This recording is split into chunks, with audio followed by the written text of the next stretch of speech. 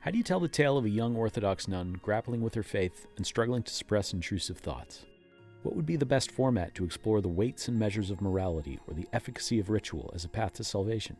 If you're the game studio Oddmeter, you'd say, in Russian, Приключенческая игра. And you'd be right.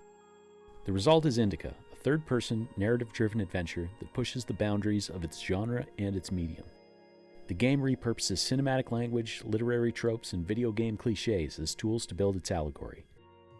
It's a heart-wrenching story with pitch-black humor dovetailing into the genuine tragedy at its core.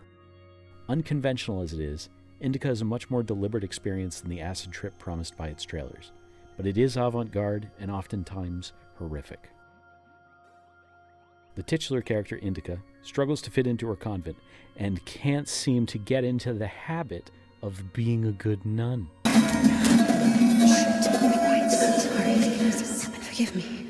She's also constantly harangued by the devil, which doesn't help with pious living or making friends. After an arduous opening gameplay section that emphasizes the drudgery of monastic life, Indica is given a mission and sent out into the world. Unfortunately for Indica, that world is a twisted, surrealist interpretation of Tsarist Russia. It's not long before the mission is quite literally derailed by a man named Ilya.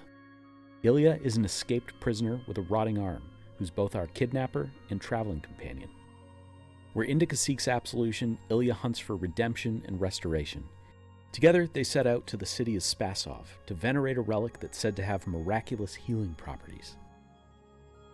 The path to Spasov is a pretty linear affair. You'll mostly be walking and clambering through the game's set pieces, which take the form of haunting villages and imposing factories. There are a smattering of puzzles throughout, but most don't present any real challenge. One series of puzzles involves a devil ripping apart Indica's world, forcing her to alternate between prayer and psychosis to make the path navigable. It's more visually striking than it is difficult, but it does offer a welcome change of pace. There is a leveling system too. Kind of. To use it, Indica will have to illuminate shrines, find hidden icons in books, and pray at opportune moments or in the direction of a Jesus to get points. Points can be invested in things like guilt, shame, regret, or humility. Its implementation serves as both a fun addition and a cute skewer on which to serve a point about dogma. In flashbacks, the game switches to a charming pixel art style that has the players racing bikes and platforming across the heads of frogs.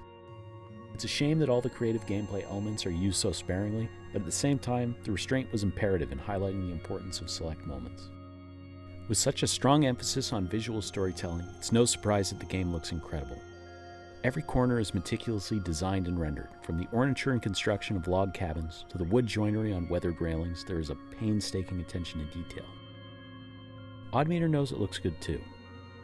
Benches are placed around the map that allows players to relax and cycle between composed shots of critical locations. And yeah, I sat at them all. Cutscenes are creatively blocked and staged, with the camera routinely finding its way to unconventional places. The creative perspectives, paired with the shifting focal lengths and depth of field, keep the viewer feeling unmoored. While you may just be watching a scene unfold, it doesn't always feel like a passive experience. The odd and varied visual presentation is accompanied by a similarly weird soundscape. Indica and Ilya offer subtle, melancholic dialogue, punctuated by the verbose and expressive interruptions of the devil. Silas Carson's rendition of the devil is an absolute highlight. Though often colorfully derisive and antagonistic, this devil isn't one-dimensionally evil. He mostly appeals to Indica's rational mind, and at times even offers an authoritative compassion. The charismatic delivery was always something to look forward to. What if the Kudets wouldn't work? Why was every step on her road to God drawing her closer to the devil? The soundtrack is a bit more of a mixed bag. Like everything else, it is unique. It certainly takes some risks. There is a pervasive coolness and some great arrangements, but at points it was distractingly goofy for my tastes.